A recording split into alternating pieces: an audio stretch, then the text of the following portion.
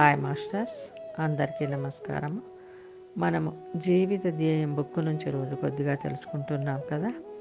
ఈరోజు మరికొద్దిగా తెలుసుకుందాం. ముందుగా బ్రహ్మర్షి పితామహ దంపతులకు నమస్సుమంజరులు.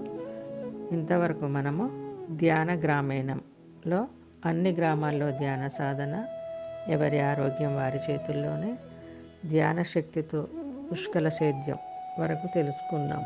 ఈరోజు రైతులకు ఆత్మజ్ఞానం తప్పనిసరి. పంటలు సరిగ్గా పండక ఆత్మహత్యలు చేసుకునే రైతులకు ఆత్మజ్ఞానం తప్పనిసరి. నేను అన్నది మేను కాదు, ఆత్మ అని తెలుసుకున్నప్పుడు రైతులు ఎవరూ ఆత్మహత్య చేసుకోరు.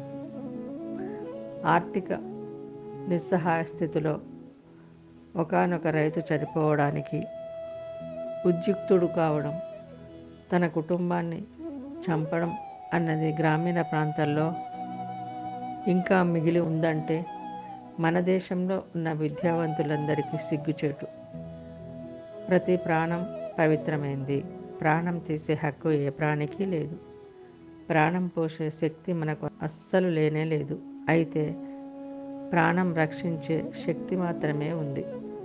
ఆత్మహత్య కన్నా మహాపాపం మరొకటి లేదు. ఆత్మజ్ఞానం కన్నా మించిన మహాజ్ఞానం మరొకటి లేదు. ఆత్మ అనుభవాలకు జై, ఆత్మజ్ఞానానికి జై.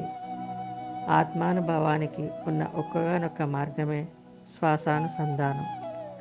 ఇంకా ఆత్మహత్యలు ఉండరాదు. ఉండవలసినదంతా ఆత్మజ్ఞానమే. ఓకే మాస్టర్స్, ఈరోజు ఇంతటితో ముగిద్దాం. తిరిగి రేపు మరికొద్దిగా తెలుసుకుందాం. అందరికీ ధన్యవాదాలు. బ్రహ్మర్షి పితామహకు నమస్కారములు. మనమందరము ధ్యానము, స్వాధ్యాయము, సజ్జన సాంగత్యము, శాకాహారము పాటిద్దాం, స్ప్రెడ్ చేద్దాం.